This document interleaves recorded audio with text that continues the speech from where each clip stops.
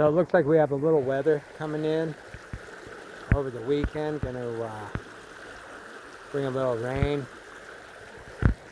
which is good. The valley really needs a good soaking, but keep in mind the fish are already wet. Plus, blue wing olives love nasty, wet weather. I've seen some of the best blue wing olive hatches on the river during rain or even snowstorms. So even if you can't fish in the morning, get out in the afternoon and have some really, really good, fun, exciting fishing. Giving you some tips here on really productive rig, how to get it all set up and fish it productively. So it's that time of year in the Yakima when the mayflies, the blue wing olive mayflies, just erupt in the afternoon. So in the morning, first thing, fishing a blue wing olive nymph in some type is a good idea.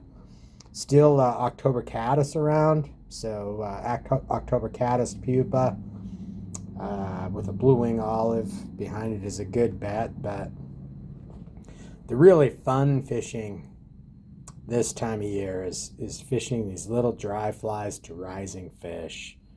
And I always tell people when they come in to select flies for this hatch, to select flies that you're going to be able to see and be able to fish very well. They tend to be on the smaller side, anywhere from 16 to 22. So as we get older, of course, it's hard to see flies.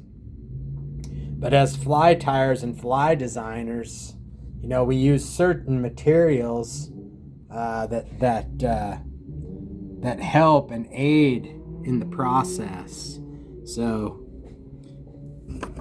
parachute patterns especially work extremely well and are highly visible to the fisherman, not the fish.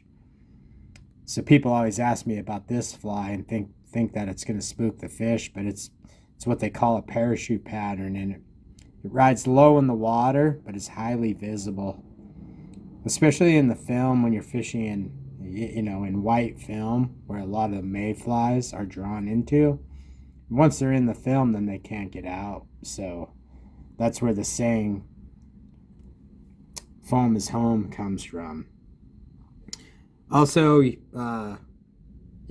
flies with bleached elk or deer hair are good, and then also, emergers with CDC, high floating, easy to see. And then also, another one of God's creations is snowshoe rabbit. Highly visible on the water and waterproof. So taken mostly from the underbelly of the rabbit, it keeps the snowshoe rabbit dry during the winter months. So it's an actual natural water repellent, and by adding a little floating to it, Viagra, that makes it even more visible on the water. So always select flies that you're going to be able to see really well, because if you can't see them really well, then you're probably not fishing them very well. So again, like one of the hardest things about fishing mayflies and being successful with small mayfly fishing this time of year in the fall, late fall, is one, I think you have to produce, a little bit longer leader, so you probably need a leader length, that's somewhere between 10 and 12 feet, depending on how far you're casting. You just want to ensure that you're getting a proper drift, and that the mayflies, are drifting appropriately when fish are actively feeding. So as we get older, tying in small flies becomes very difficult, especially when you're in a boat, you got current The boat's moving around. People are moving around in the boat. Luckily, that there's been some smart individuals that have come up with some pretty ingenious tools, and this is one of them. Okay, so first thing that you want to do is make sure that the eye of the fly is all cleaned out. If you tied the fly yourself, you've probably already done that at the bench, but sometimes with commercially tied flies, they get a little carried away. But get your once you do that, get your fly centered. Make sure that you got a nice clean edge on your tippet.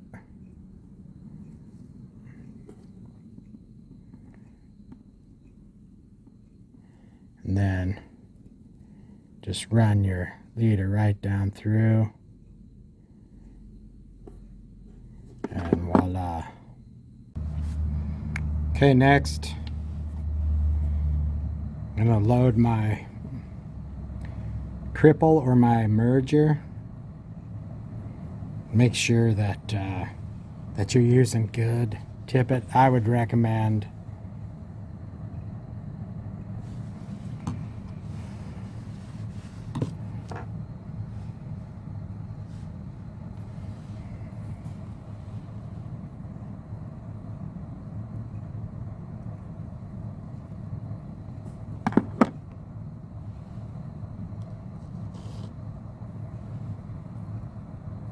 it's like magic. Okay, now we're going to take our point fly, which is high vis, right? You're going to be able to see it real well with that poly yarn parachute. Actually, sorry, that's a calf tail split, so you can see it from several different angles.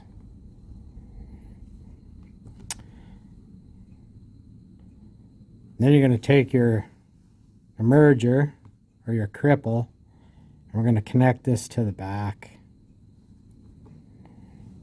So you got your point fly.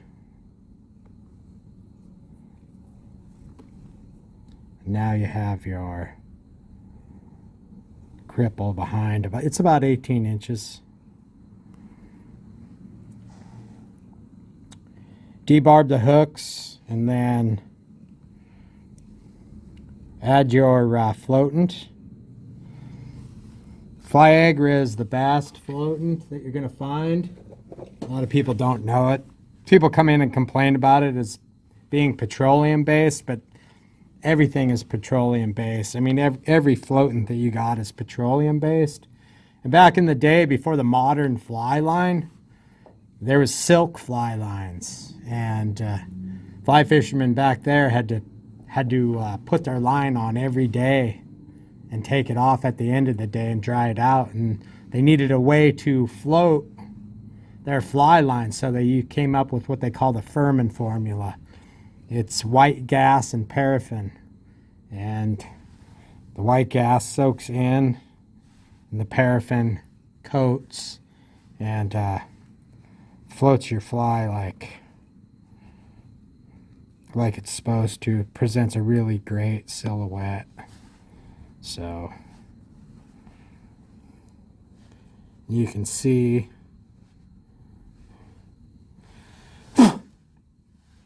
when we add floating to that fly how it changed the color of it and made it darker. That's a purple cripple called the Hangman. Really good. Now watch what it does to this one.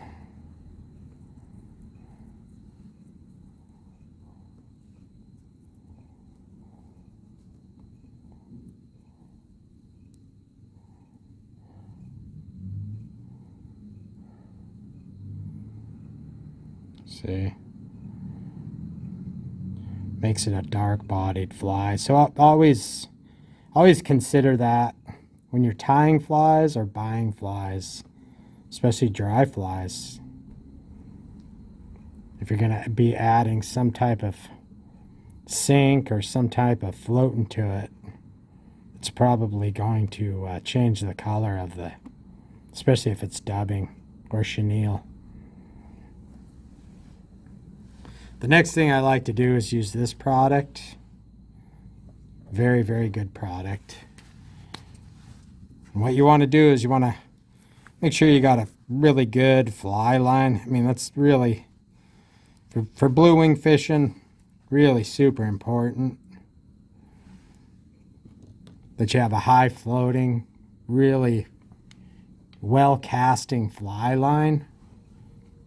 And that it's clean. So before you go, clean it. And also, a lot of people don't know, but you should always stretch your fly line, especially if you haven't used it a lot or haven't used it recently. Just take and stretch it out, at least the first 30 or 40 feet of the head. That will take a lot of the memory out of it, take the kinks out, and it'll put a lot of energy back into the fly line. And it expands the inner core of it, and it will cast a lot better, and it will float a lot better for you. Let's take this gel floatant and just add this to your leader. This will keep your leader floating higher.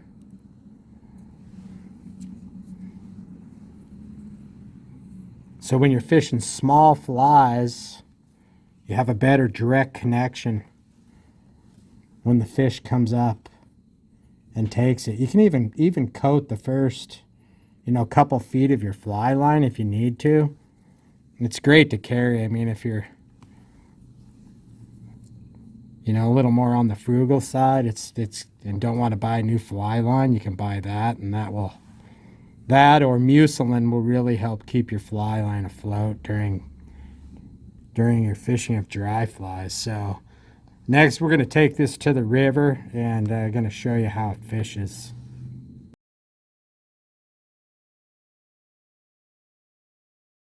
Okay, so here we are. I picked a spot, the lower Farmlands here. It's beautiful.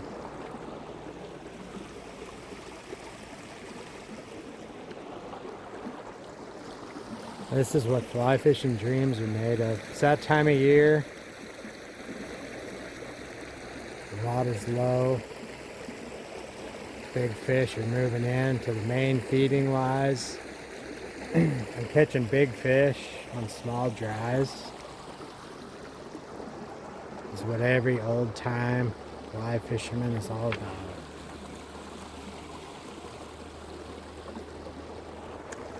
So I showed you how to rig up. Got your highly visible point fly here with the cripple running below. I always tell folks, step out into the river, get as close as you can when you're fishing small flies to where you want to be. So you use just the right amount of line so you can get a great drift and avoid unnecessary drag on your fly. So we'll step out here. I also brought this along. I've smartened up at least a little bit over the years, so make sure that you have one of those.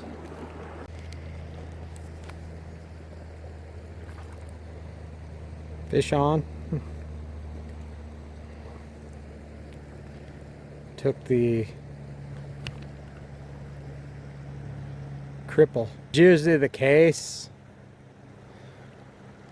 The point fly usually is just there for your visual, so you can pinpoint it where it's fishing and track it.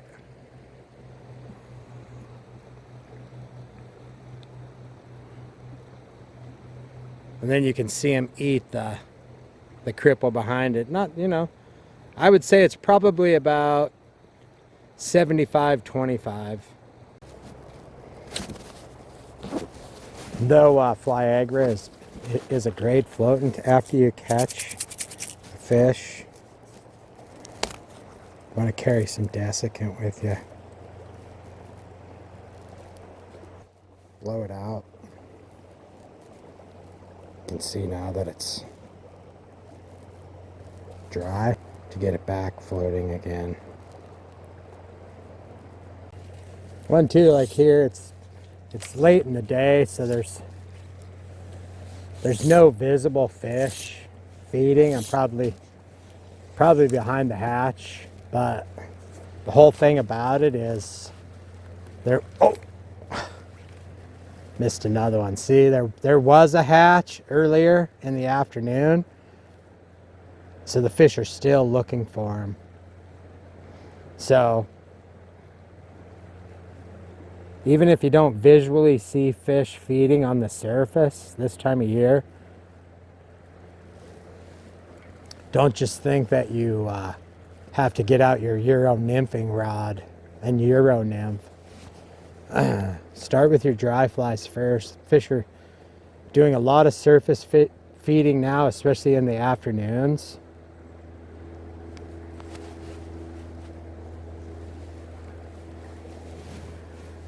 And just work on your technique. Get as good a drifts as you can over them. There we go. About a dozen casts in. I've missed 3, landed 1, and got another one on. This is a good one.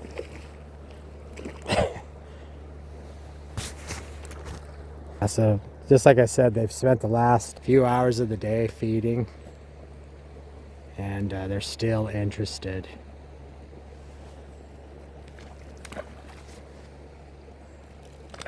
You can see he took the trailing cripple. Nice healthy fish. We'll unpin him here and get back to throw a few more casts in there. A couple of key pointers that I can tell you about this type of fishing. And this is going to happen on the Yakima over the next couple of weeks.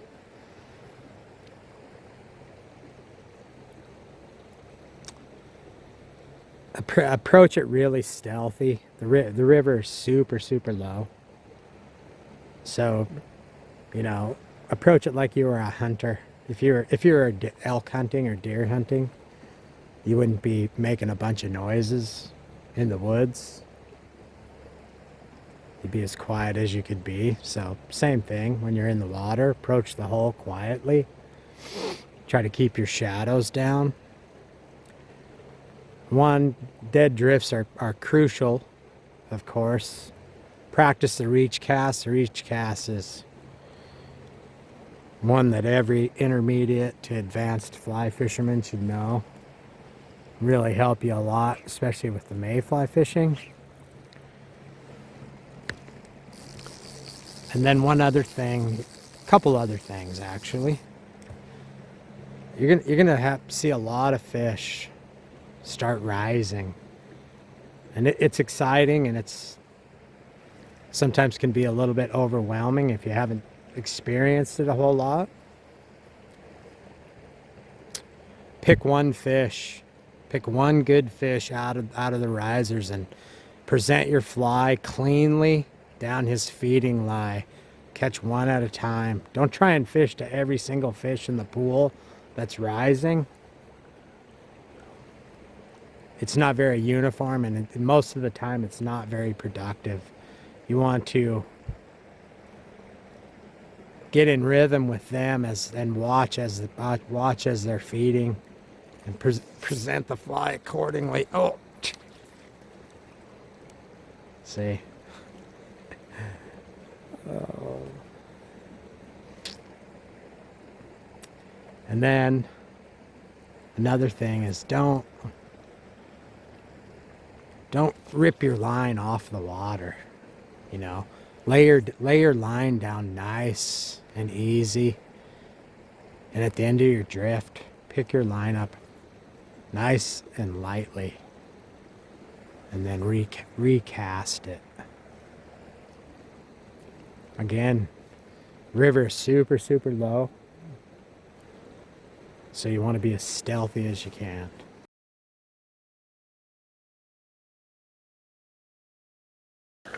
Be careful, the river is very slippery. Just go nice and slow if you're wade fishing. If you're going to be in a boat, unfortunately it's a little bumpy, you know, so just be careful and keep the speed off, keep her in control. Had a great conversation with Aaron today. He's doing good. Just thought I'd let everybody know we really appreciate all your kind comments about Aaron and getting his health back mended. And he's definitely missing fishing. So we'll pray for him, and he'll be back in the spring putting you on fish. I have gotten some pretty good reports this week too about lake fishing in the basin. Dry Falls fishing really well. If you want to fish chironomids at 25 feet, that's what they're doing. Lake Lanise fishing good. I did get a report about Lake Nunley and people catching a lot of largemouth bass there now, so that was kind of interesting to hear. Dusty Lake, got good reports from there. So it's that time of year, you know, when a lot of the fisheries are just, you know, the fish are eating, they're ramped up, they know the water temperatures are cooling down, and they got the feed bag on. So, you know, plus there's great hatches happening, you know, usually in the afternoon, so fish are eating and eating well. The river fish are in really good shape, especially after a very warm August and first part of September. The fish are really healthy, everything we're seeing. So that's a great positive news to see. So that's about all I got to report today or this evening. Man, it's beautiful out here. God is great. So if you have any questions, just contact us at the Pro Shop. We'll be happy to help. I hope you got some fall fishing planned.